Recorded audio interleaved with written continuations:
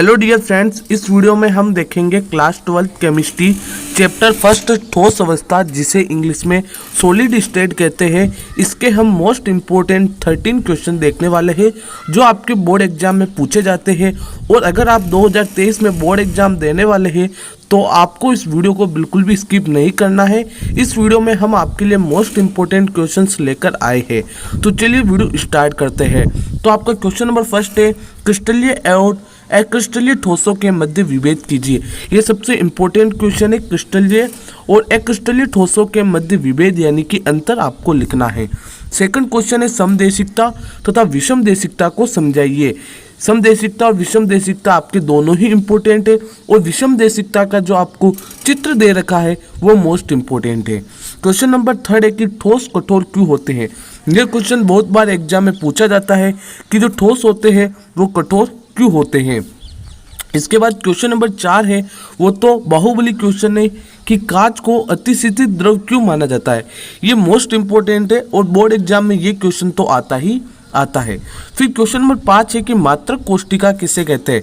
मात्रक कोष्टिका की परिभाषा लिखनी है या फिर मात्रक कोष्टिका को आप एकक कोष्टिका भी कह सकते हैं, जिसे हम इंग्लिश में यूनिट सेल कहते हैं।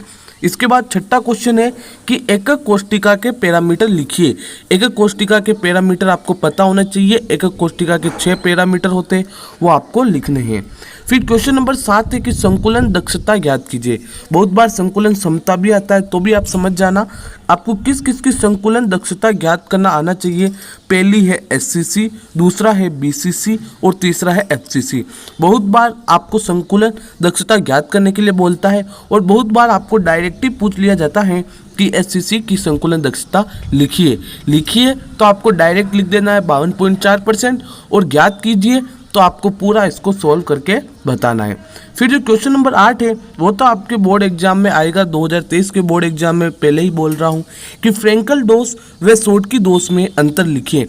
चैप्टर फर्स्ट का सबसे इंपॉर्टेंट क्वेश्चन ही आपके यही बनता है। फिर क्वेश्चन नंबर 9 है कि NaCl का रंग पीला क्यों होता है। ये भी मोस्ट इंपॉर्टेंट क्वेश्चन है कि why NaCl colour is yellow. तो NaCl का रंग पीला क्यों होता है ये आपको बताना है। इसके बाद आपकी क्वेश्चन नंबर 10 है कि क्या होता है जब ZnO यानी कि जिंक ऑक्साइड को गर्म किया जाता है।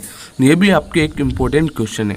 फिर जो क्वेश्चन नंबर 11 है ये भी आपके 2023 के बोर्ड एग्जाम में आएगा। वो है कि N प्रकार एवं P प्रकार के अर्धचालकों को समझाइए। ये मोस्ट इम्पोर्टेंट क्वेश्चन बनता है। फिर क्वेश्चन नंबर 12 है, लोहे चुंबकीय ठोस का चुंबकीय गुण स्थायी क्यों होता है। ये लोहे चुंबकीय ठोस जो टॉपिक है इस पे ये क्वेश्चन बनता है और हो सके तो आप पूरा लोह चुंबकीय ठोस याद कर लीजिए कि लोह चुंबकीय ठोस का चुंबकीय गुण स्थायी क्यों होता है। ये तो थे 12 इंपॉर्टेंट क्वेश्चंस। अब मैं आपको चैप्टर फर्स्ट दिखाता हूँ और इसके अंदर कुछ छोटी चीज़ें हैं वो आपको याद रखनी है। चलिए देखते हैं। तो अब आप देख सकते हैं कि आपकी यहाँ पर बुक है, उसको हमने ले लिया है एकक फर्स्ट ठोस अवस्था। इसके इंपॉर्टेंट क्वेश्चंस हम देख रहे थे। अब मैं आपको कुछ चीज़ें हैं वो आपको अपनी बुक के अंदर अंडरलाइन कराऊंगा या फिर बताऊंगा। उन चीज़ों को आपको बिल्कुल ध्यान रखना है। ये क्रिस्टलीय एवं अक्रिस्टलीय ठोसों में अंतर मैंने आपको बता दिया था, ये आएगा। फिर कांच को अतिशीतित द्रव क्यों कहते हैं ये आपको ध्यान रखना है। और समदेशिकता विषमदेशिकता को समझाना है। और जो विषमदेशिकता का डायग्राम दे रखा है वो आपको मोस्ट इम्पोर्टेंट है और ध्यान रखना है। क्रिस्टलीय और अक्रिस्टलीय ठोसों के मध्य विभेद, ये वाली जो टेबल है ये टेबल आपके मोस्ट इम्पोर्टेंट टेबल है, तो इस टेबल को आपको अच्छे से याद करना है। इसके बाद आगे हम बात करें पाठ्यनिहित प्रश्न, तो इसके अंदर कुछ इंपॉर्टेंट क्वेश्चन है। वो क्या है जरा आप ध्यान से देखिए। ये वाला क्वेश्चन आपके इम्पोर्टेंट है कि निम्नलिखित को क्रिस्टलीय और अक्रिस्टलीय ठोसों के मध्य आपको वर्गीकृत करना है कि कौन सा क्रिस्टलीय ठोस है और कौन सा अक्रिस्टलीय ठोस है। तो क्रिस्टलीय ठोसों का वर्गीकरण है, इसके अंदर से ज़्यादा क्वेश्चन बनते नहीं है। हो सके तो आप इसके एक बार रीडिंग लगा लेना। और जितने भी आपको यहाँ पर दे रखे हैं ठोस क्रिस्टलीय ठोस, इनके जो एग्जाम्पल होते हैं उन एग्जाम्पल को आप याद रख लेना। या फिर आपसे कुछ भी नहीं होता है तो ये जो टेबल दिखाई दे रही है इस टेबल को अच्छे से याद कर लेना। इसके अंदर आपके अभी तक जो ऊपर चीज़ें थी क्रिस्टलीय ठोस सारी की सारी कवर हो जाएगी और इससे भी कभी कभी क्वेश्चन एग्जाम में बन जाता है। फिर ये जो पाठ्यनिहित प्रश्न का 1.5 है वो इम्पोर्टेंट है। 1.5, 6, 7, 8 ये तीनों के तीनों ही आपके मोस्ट इम्पोर्टेंट है पाठ्यनिहित प्रश्न के अंदर, तो इनको भी आपको एक बार देखना है। मैं सारी चीज़ें आपको इंपॉर्टेंट बता रहा हूँ, ऐसा नहीं है कि पूरा चैप्टर ही बता दूँ, आपको सिर्फ इंपॉर्टेंट चीज़ें ही बताऊँगा।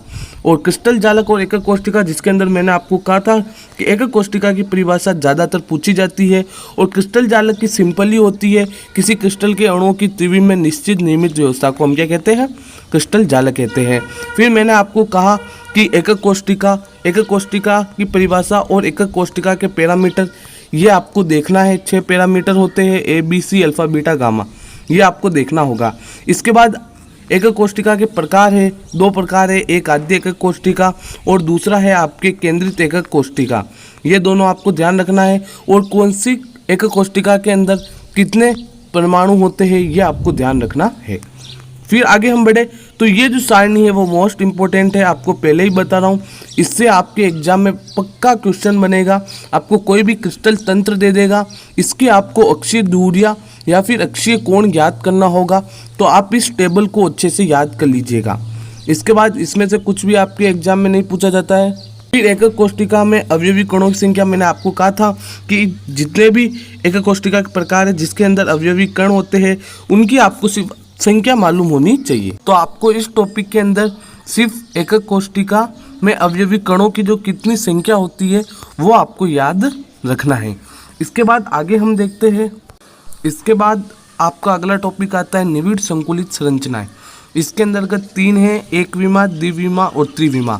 तो आपको जो एक विमा है जिसके अंदर सिर्फ उप संयोजन संख्या कितनी होती है एक विमीय निविड़ संकुलन की, ये याद रखना है। फिर द्विविमीय निविड़ संकुलन जिसको 2 भागों में बांटा गया है, वर्ग निविड़ संकुलन और षटकोणीय निविड़ संकुलन। तो दोनों के अंदर आपको सिर्फ संरचना याद रखनी है कि इसमें किस प्रकार की व्यवस्था होती है, और दूसरी चीज आपको उप संयोजन संख्या याद रखनी है। फिर इसी तरीके से त्रिविमा में निविड़ संकुलन, तो इसके अंदर ही सिर्फ आप व्यवस्था ध्यान रखेंगे और उप संयोजन संख्या याद रखेंगे। इसके बाद आती है आपके चतुष्फलकीय रिक्तियाँ और अष्टफलकीय रिक्तियाँ।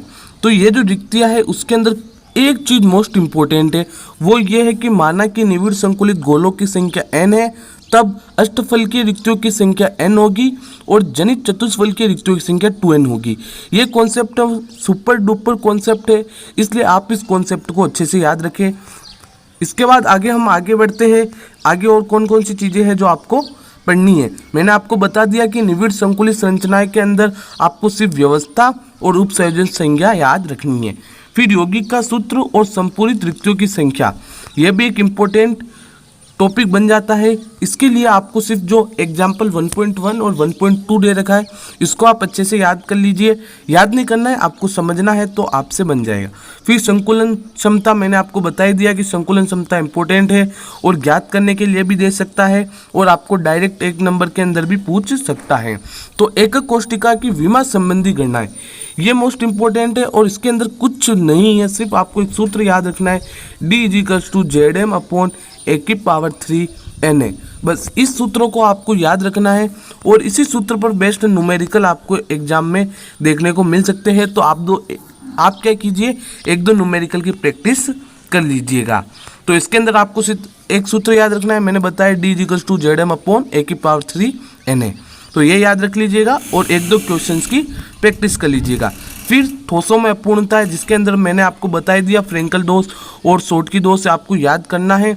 इसके बाद आपको अशुद्धता दोष याद करना है और एक धातु आधिक्य दोष, ये आपको पूरा का पूरा याद करना है। इसके बाद जो विद्युतीय गुण है जिसके अंतर्गत आप सिर्फ परास याद रख लीजिएगा कि इसकी परास इतने से लेकर इतने तक के मध्य होती है। फिर यहाँ पर आपको N प्रकार और P प्रकार के अर्धचालक पढ़ने हैं, मैंने आपको बता दिया, ठीक है। और ये जो डायग्राम है N और P प्रकार के अर्धचालक का, ये भी इम्पोर्टेंट है और जो उपयोग है वो तो कभी कभी पूछ लेता है, लेकिन आप N और P प्रकार के अर्धचालक को अच्छे से याद कीजिएगा। फिर चुंबकीय गुण, जिसके अंतर्गत आपको एक बोर मैग्नेटॉन म्यू भी याद रखना है और इसका मान आपको याद रखना है। इसके बाद आपको 5 संवर्ग दे रखे हैं, अनुचुंबकीय, प्रतिचुंबकीय, लोह चुंबकीय, प्रतिलोह चुंबकीय और फेरी चुंबकीय।